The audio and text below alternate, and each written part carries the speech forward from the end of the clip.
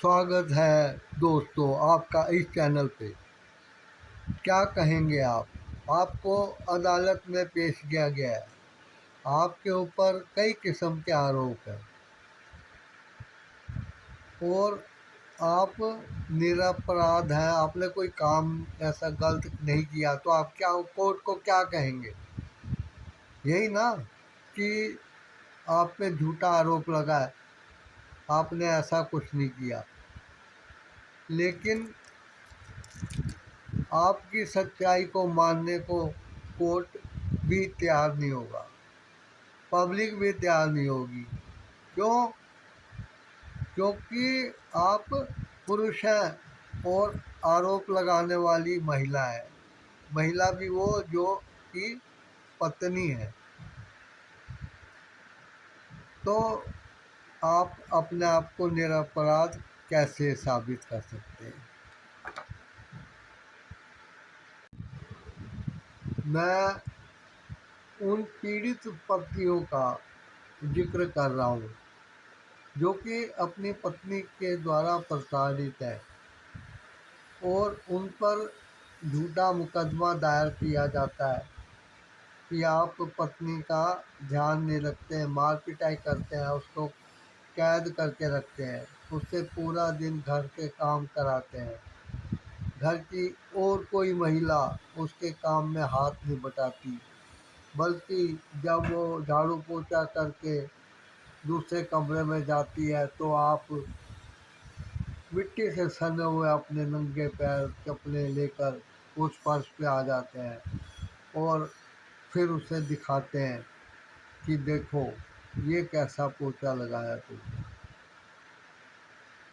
जब आप पे कोई विश्वास नहीं करता तो आप अपने आप को हारा हुआ, नाकारा मान लेते हैं। लेकिन नहीं, आपने अड़े रहना है, जोर शोर से कहना है, जज साहब मुझे झूठा फंसाया जा रहा है, हमने ऐसा कुछ नहीं किया जो इसने अपनी एप्लीकेशन में हमें फंसाने के लिए बताया है। जो ये दलीलें दे रही हैं सब झूठी हैं। जज साहब, इसके लिए मैं भी आपको कुछ गवाह पेश कर सकता हूँ। लेकिन क्या है कि महिलाओं के प्रति अंग्रेज़ों ने ऐसे ऐसे कानून बनाए। अब तो खैर कानूनों में परिवर्तन 1 जुलाई से हो रहा है। अब देखो आगे क्या चलता है, क्या रिजल्ट आता है। क्योंकि जो नए कानून बने हैं उनकी खामियां धीरे धीरे सामने आएंगी, फिर उनको हटाया जाएगा और जो चीज़ें रह गई हैं जल्दबाजी में ऐड करने में, वो उसमें जोड़ी जाएंगी। लेकिन जो मुकदमे पिछले केस चल रहे हैं उनके बारे में मैं बात बता रहा हूँ।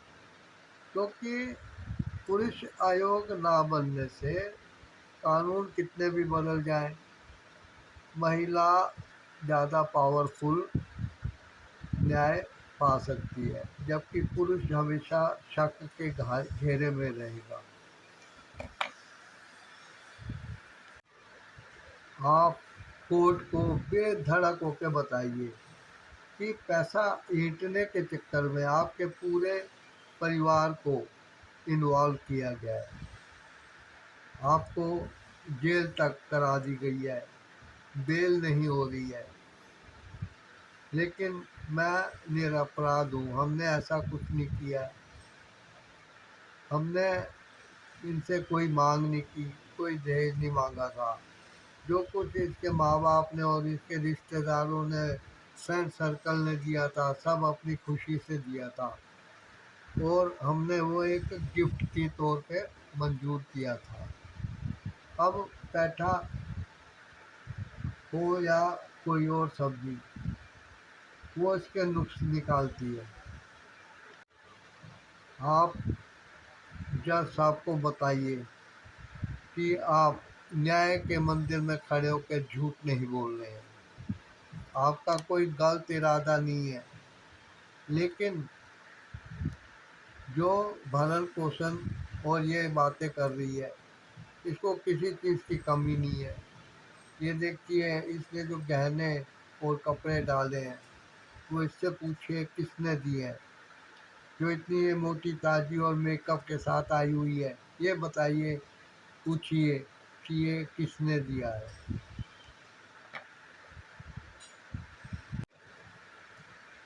कई बार जो लड़का होता है उसकी आर्थिक स्थिति और नौकरी ऐसी नहीं होती कि वो अपनी पत्नी को ऐश करा सके। ये बात आपको बहुत ढीठ तरीके से जज साहब के सामने रखनी है। आप अपनी हालत बताइए, अपने कपड़े दिखाइए और उसके कपड़े दिखाइए कि कौन ज़्यादा सुखी लग रहा है। आप उसे बताइए कि जब लड़के को देखने के लिए और लड़की को देखने के लिए आते जाते थे, तब क्या उन्होंने इस चीज़ को नहीं देखा था कि लड़के वालों की परिवार की स्थिति कैसी है। आपने अपनी सफाई में ज़्यादा कुछ नहीं करना, गिड़गिड़ाना नहीं है, माफ़ी नहीं मांगनी है और ऐसा नहीं कहना कि ऐसी स्थिति दोबारा नहीं आएगी। आपने बस एक ही रट लगानी है कि आप निरपराध हैं, आपने कोई अपराध नहीं किया, आपने इसको किसी चीज़ की कमी नहीं दी। आपके माँ बाप, भाई बहन, भाभी, उनके बच्चे जो भी हैं, और तुम खुद ये दिखाओ कि सबकी पोशाक सीधी सादी है और कोई शान शौकत से नहीं रह रहा, तो ये अलग ही शान शौकत से क्यों रहना चाहती है। असल में शादी को ज़्यादा टाइम नहीं हुआ होता और लड़की वालों का मकसद ये होता है कि ससुराल वालों को डरा धमका कर पैसे ऐंठे जाए। यदि इसमें वो सफल नहीं होते हैं तो फिर वो कोर्ट का सहारा लेते हैं, कोर्ट में झूठे आरोप लगाते हैं। अब जो लड़की बयान देती है वो उसके वकील द्वारा उसे रटाए हुए होते हैं। जो प्लेंट वाला एप्लीकेशन, रिटर्न स्टेटमेंट इत्यादि एफिडेविट होता है, वो सब उसके वकील द्वारा ड्राफ्ट किया हुआ होता है। कई वकील बड़े शैतान माइंड के होते हैं, वो लड़की वालों से पैसा ऐंठते हैं कि जल्दी आपको अच्छा मुआवजा दिलाएंगे, मेंटेनेंस में अच्छा पैसा दिलाएंगे, आप मेरी फीस इतनी दे दीजिए। और वो मनमानी फीस उनसे लेते हैं और जिनकी नीयत खराब होती है वो कभी साफ दिल से वकील की बातों पे ध्यान नहीं देते। उनको लगता है कि हमारा मकसद गलत है तो ये वकील हमें सफलता ज़रूर दिलाएगा।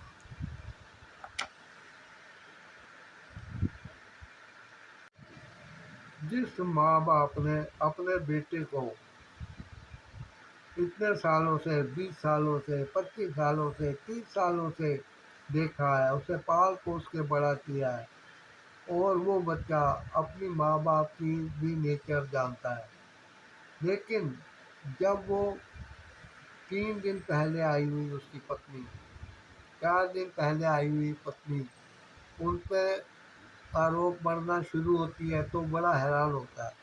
वो अपनी पत्नी को समझाता है कि तुम ऐसा क्यों कर रही हो। धीरे धीरे जैसे जैसे वो लड़की उस परिवार में रहती रहती है, तैसे तैसे उसकी पैठ बढ़ती जाती है, सब उसकी इज्जत करते हैं। वो जिसे चाहे धमका देती है और किसी के द्वारा मांगा गया खाना ढंग का उसे नहीं देती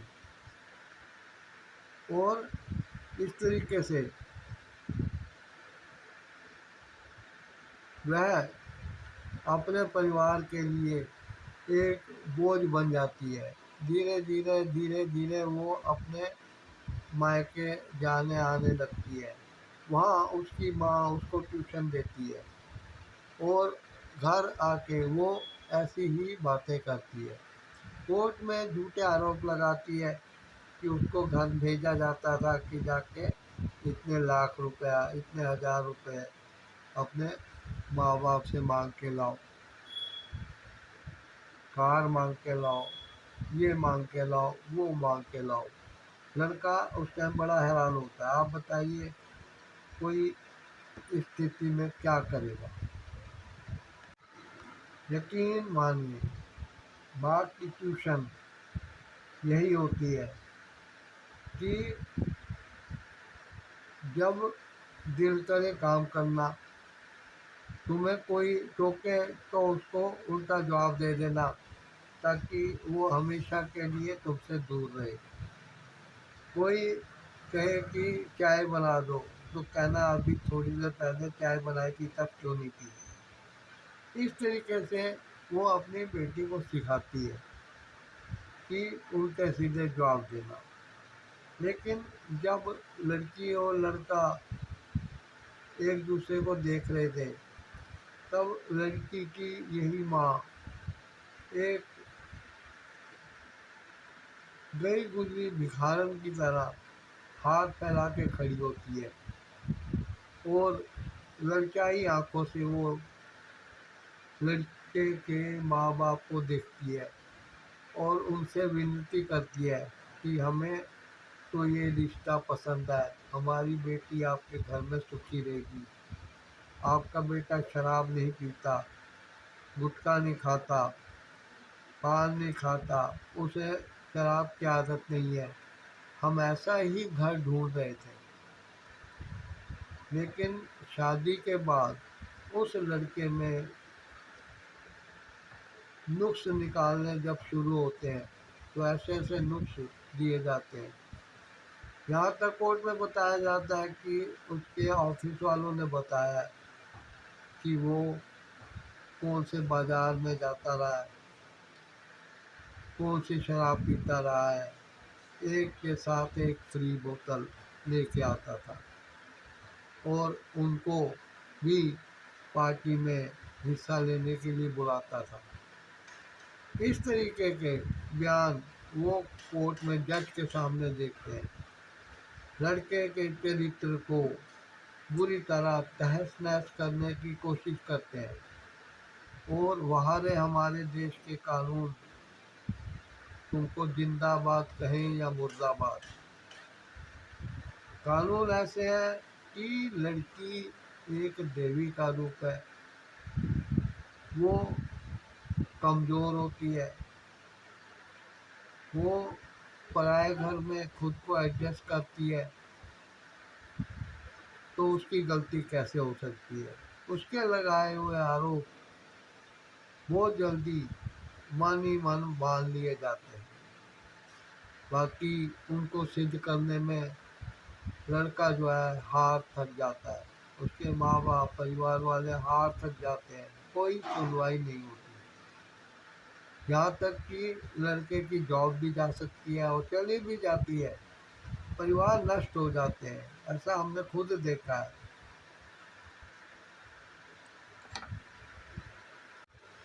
ऐसी लड़की और परिवार भगवान को भी कई बार झूठा सिद्ध करने पे लग जाते हैं। लेकिन लड़के वाले कचहरी में डर कर उन अपराधों के बोझ तले दबकर दलीलें देना शुरू कर देते हैं, अपने आप को सच्चा साबित करने लगते हैं। लेकिन कोर्ट की नज़र में आप या वो लड़का, उसके परिवार वाले झूठ बोलने वाले पहले से ही सिद्ध हो जाते हैं। इसको कहते हैं बायस, भेदभाव, भाईचारा, भाई भतीजावाद, पूर्वाग्रह। ऐसे शब्दों को जब गढ़ा गया तो उनका यही मतलब है कि किसी के प्रति आपके मन में पहले से ही कोई विचार या भावना घर कर जाए। उसके अलावा आपको कुछ सूझे नहीं।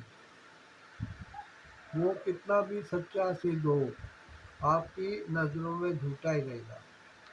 अब वो जब अपनी दलीलें देने लगते हैं तो कोई फ़ायदा नहीं होता। बस एक ही बात कहिए कि हम बेकसूर हैं, मेरा अपराध है, मेरे गुनाह है, हमने कोई अपराध नहीं किया है।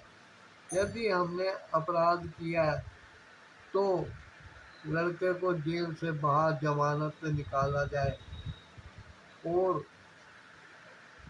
लड़की वालों को कहा जाए कि जो आरोप ये लगा रहे हैं उनको वो सिद्ध करें।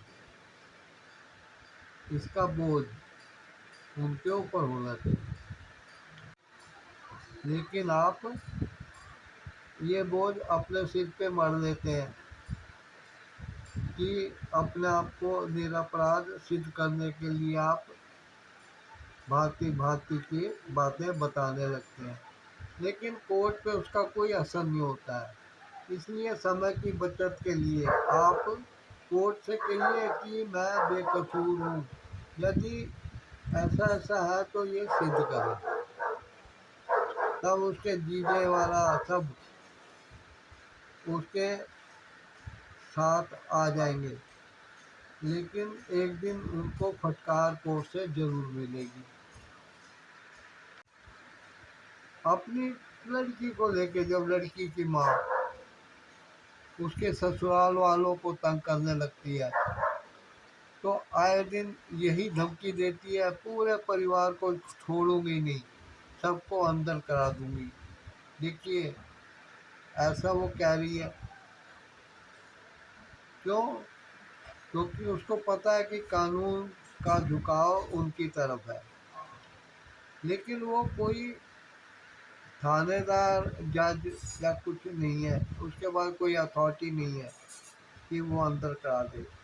इसलिए डरने की कोई ज़रूरत नहीं होती है।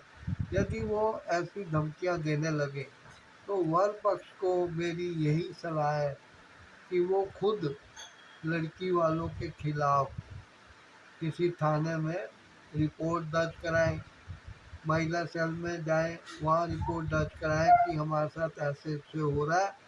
यदि इन्होंने मुकदमा दायर किया तो आप लोग इस बात को जानते हुए हमारा बचाव करिएगा। आप कोर्ट में भी अप्लाई करके केस दायर कर सकते हैं और अपनी स्थिति बताते हुए पहले ही कोर्ट की नज़रों में आ सकते हैं। कई रास्ते होती हैं, उनको आप अपना सकते हैं। अब जब आप कोर्ट में कहेंगे कि इनसे सिद्ध करने के लिए कहिए, तब सबूत जुटाने में उनकी नानी की ऐसी तैसी हो जाएगी। वो ये काम नहीं कर पाएंगे। उसके बाद जब कोर्ट में उनको फटकार लगेगी तब वो केस वापस लेने के लिए भी तैयार हो जाएंगे और वर पक्ष के लड़के और लड़के के परिवार वालों के पैर पे पड़ जाएंगे कि तुम लोग समझौता कर लो, हम अपनी मांगे वापस लेंगे, आप हमें इस कानूनी झंझट से बचाइए। लेकिन आपने पिघलना नहीं है। जैसे उन्होंने किया उससे भी ज़्यादा आपने कठोरता के साथ कोर्ट में अड़े रहना है। आपने कोर्ट से रिक्वेस्ट करनी है कि झूठा केस दायर करने के लिए इन पर मुकदमा चलाया जाए और डिफेमेशन के केस में उनको आप फंसा सकते हैं और उल्टा उनसे पैसा मुआवजे के रूप में कंपनसेशन ले सकते हैं। हार थक के लड़की, उसकी माँ और उसके परिवार वाले कोर्ट से रिक्वेस्ट करते हैं कि हम एक मौका और चाहते हैं, हमारी लड़की उस घर में जाके एडजस्ट हो जाएगी, कोशिश करेगी कि इनकी सारी बातें माने, लेकिन याद रखना ऐसा बिल्कुल नहीं करना, उसको घर लेके नहीं आना। ये समझिए कि आप कोई विस्फोटक घर में ला रहे हैं और वो कभी भी आग पकड़ के फट सकता है, सब कुछ जला के राख कर सकता है, इसलिए उसको कभी ना लाइएगा। क्योंकि उनकी प्लानिंग होती है कि इस बार कपड़े फाड़ के मोहल्ले में निकलेगी और अपने ससुर पे, देवर पे, जेठ पे शारीरिक हिंसा, यौन शोषण का आरोप लगा के उनको फिर फंसाएगी। क्योंकि एक बार जब वो कोर्ट में जा चुकी है तो वो दूसरी बार जाके अपने आप को बेगुनाह सिद्ध करेगी, इसलिए उसको कभी ना लाइए। आप भी कोर्ट को ये मत कहिए कि मैं इसको एक मौका देना चाहता हूँ, इसको कोई तंगी नहीं होगी, इसको गलतफहमी हो गई है, हम वो गलतफहमी दूर करेंगे। याद रखिए, ये सब उसके फ़ायदे में होगा, इसलिए आप ऐसी गलती मत कीजिए।